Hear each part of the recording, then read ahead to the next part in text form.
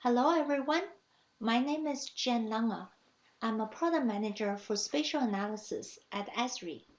I'm presenting today with my co-author Carsten Lange, who's a professor of economics from Cal Poly Pomona.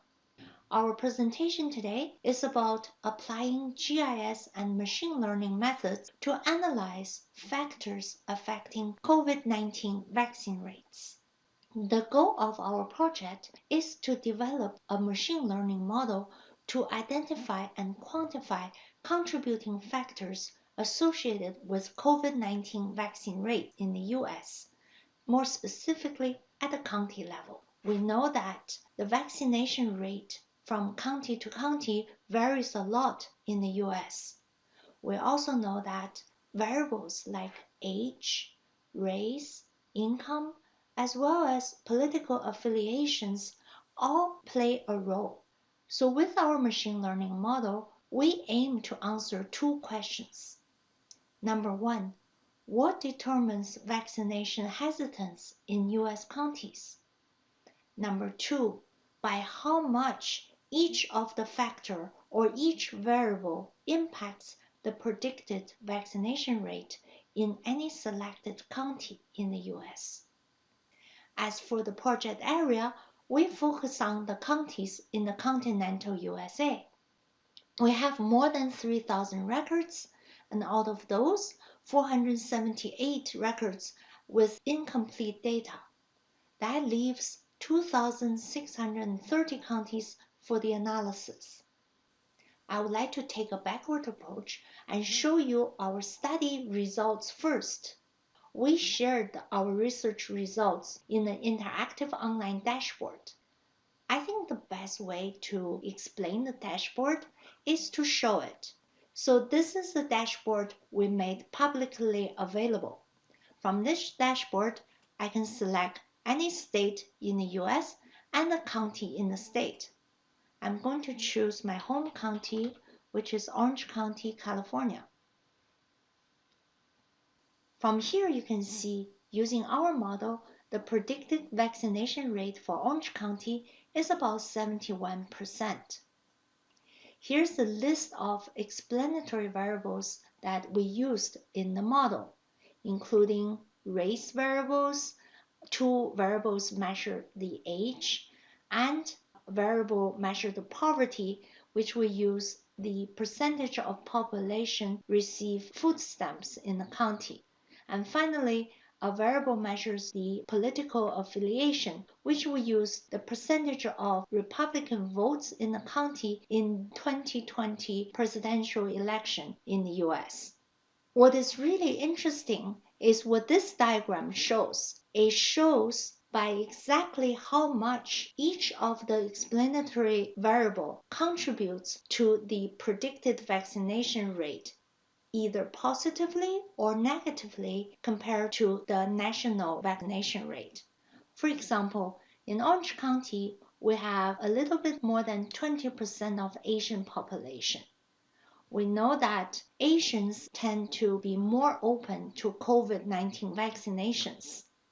So 20% of Asian population is relatively high. So 20% of Asian population in Orange County increase the predicted vaccination rate by 9.8% compared to the national average. The percentage of Hispanics and Blacks in Orange County has a small negative impact on the predicted vaccination rate. As for the age variables, percentage of seniors, which are population older than 65, and percentage of young people, which are population between 20 to 21, both of the age variables have a small negative impact on the predicted vaccination rate. As with the poverty variable, has almost zero impact on the vaccination rate, probably due to the fact that Orange County is a relatively affluent county. And what is really interesting is the variable that measures politics. Orange County in the last presidential election voted slightly towards Democrat. With that, it gives a positive 3.7% impact on the predicted vaccination rate. So the values here are called Shap values. You will hear more about the Shap values in the later part of the presentation. They're designed to explain the outcome from a machine learning model. If I were to select a different county, you will see different Shap values for that different county because the impacts of each variable varies from county by county. Now, how did we reach our research results? We start by preparing the datasets in ArcGIS. We train and test the data in R using machine learning model, and then we quantify the impact using Shap values, and finally, we share the results in an interactive online dashboard. The first step is to prepare the datasets. The data used in this project comes from multiple sources. The vaccination data mostly is from CDC. For the counties that not included as in the CDC dataset, we downloaded from the county's website. For example, the Texas county data is from the Texas Health and Human Services Agency. For the political data, we use the US 2020 election results available from the New York Times GitHub site. We use the ArcGIS geoprocessing tools to convert the original precinct level data from GeoJSON to features and then aggregate it to US county level. As for all additional independent variables, including population, race, age, and income, we use the ArcGIS geo-enrichment services to acquire from Esri demographic dataset. With that, I'm going to pass it over to Carsten. I will talk a little bit about the machine learning model and about Shap values. We used a random forest model to predict the vaccination rate. A random forest model consists out of many decision trees, and one of these decision trees you can see here.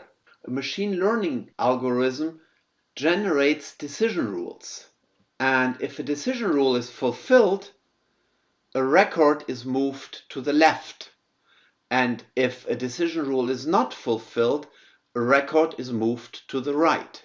The complete records of the training data are moved through the decision tree, and they end up in one of these bins here. After all the training data have been moved through the decision tree, the testing data are used for prediction and for assessment of the prediction quality. Testing data are a subset of the whole data set. They are randomly chosen and they never have been used for training or parameter optimization. Let's assume the decision tree is already established and a record from the testing data set is moved through the already established decision tree. And the record is a county, so maybe the county has a Republican vote that is greater than 56%. It is moved to the left. But the Republican vote is not greater than 69%, so it's moved to the right. The black population in the county is greater than 14%, so it's moved to the left, and it ends up in this bin here. 3% of the training data also ended up in this bin. The average vaccination rate in the bin is 35%. Therefore, our test record is also estimated to have a vaccination rate of 35%. This way, test record by test record is moved through the decision tree and we get a prediction.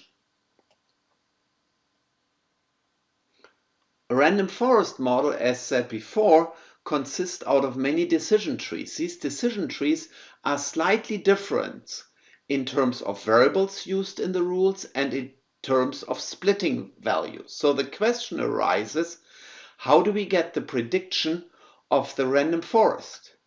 the prediction of the random forest is simply the average of all the predictions generated by its decision tree. But there is an easier way to look at a random forest. We could look at the random forest model as it is a mathematical equation with parameters, very similar to a linear regression. A linear regression is a linear function that has parameters, betas, that measure the influence of the variables on the average vaccination rate. And the betas are determined in a way to minimize the squared error. We have the coefficients here, and as a few examples, food stamps have a negative influence. The percentage of black people in the county has a negative influence. The percentage of Asian has a positive influence, and the percentage of Republicans have a negative influence. We can see the random forest model also as a big nonlinear equation with many parameters. We feed in our variables, we process them with a formula, and we get a predicted vaccination rate. When we compare the predictive performance based on the testing data set, we can see that the random forest model performs better than the linear regression model. The random forest model has a mean average error of 7.8%, while the linear regression has a mean average error of 8.3%. The random forest model has more advantages than just delivering a better predictive quality.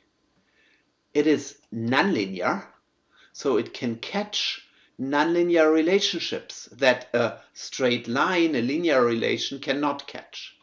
It can catch interaction effects. For example, if we look at the vaccination behavior of Asians in California with a Democratic leading population might behave way different in terms of vaccination than Asians living in Texas, where we have a Republican leading population. Also, OLS always aims at the prediction of the average of all counties, while random forest can actually predict individual counties. We will see that later on in the presentation. So let's talk a little bit about Shap values. Not that long ago, a random forest model would be considered as a black box. We feed in our variables, we get a good prediction, but everything is based on a complicated mathematical formula that is really not interpretable. This has changed with Shap values. And I want to show you here the idea behind Shap values. And for the sake of the argument, I simplified our model a little bit, and I assumed that the only three impact factors we have are Asians, poverty, and Republicans. Well, one way we could measure the impact of Asians on the vaccination rate is we could take the impact of poverty and Republican as granted, and then see how much the predicted vaccination rate changes when we add Asians. That would be the contribution of Asians. But this is not the only way we can see it. This is a way that linear models measure the impact. But we could also consider a scenario where we only have Asians. So the prediction is simply the prediction of the national average, and then we add the variable Asians and we see how much the prediction changes. That's just a different scenario. We could also have a scenario where we take poverty as a variable already and then see how much Asians contribute to the vaccination rate when we add this variable. We could also take Republican as a given and then see how much the impact is of the Asian population on the vaccination rate of our specific county. What Shap values do, they consider all these scenarios. It's called a coalition. And from that coalition, from these scenarios, Shap values are calculated as a weighted average. So now that we can measure the contribution of an individual variable, let's look at Shap values. Jian showed us already the Shap values of an individual county. What if we plot the Shap values for all counties, for all the variables organized by variable? Then we get these plots here. We can see that counties that have a higher Asian population have a higher contribution to the vaccination rate. We have a positive trend here. We can also see a negative trend here that is highly nonlinear as it levels off, meaning when we have a higher population of black people, the vaccination contribution drops at the beginning and then levels off a little later. When it comes to the Hispanic population, there's an interesting thing to observe.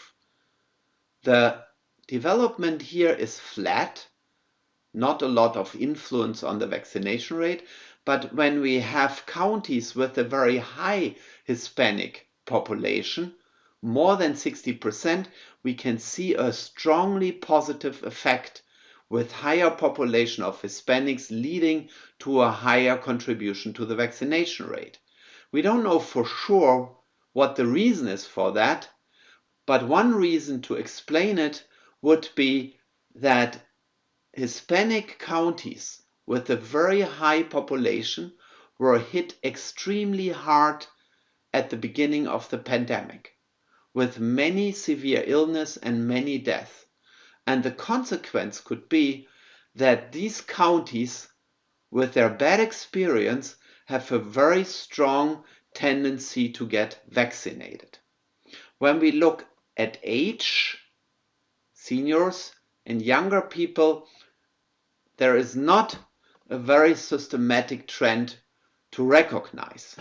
When it comes to income, we can see a nonlinear relationship again, and we can see that the higher the rate of poverty measured by food stamps is, the lower is the vaccination rate, which is something that other studies have found also. Another thing that was found by other studies is when the Republican vote goes up, when we have counties with a higher Republican vote, the vaccination rate goes down. What is interesting is that this effect is at the beginning weak, but when we exceed a Republican vote rate of more than 60%, the effect becomes very strong. So the political effect of Republican vote kicks in when we have counties that have a very strong Republican tendency. Thank you for watching the video, and here we have some resources, and you find the link in the description of the videos. You can find a link to our article, to the original article here. You can find a summary in a press release here, and you can find a link to the GIS dashboard that Jian already described in the link here. Again, these links are down in the description of the video. Thank you very much, and we hope to see you in the next video.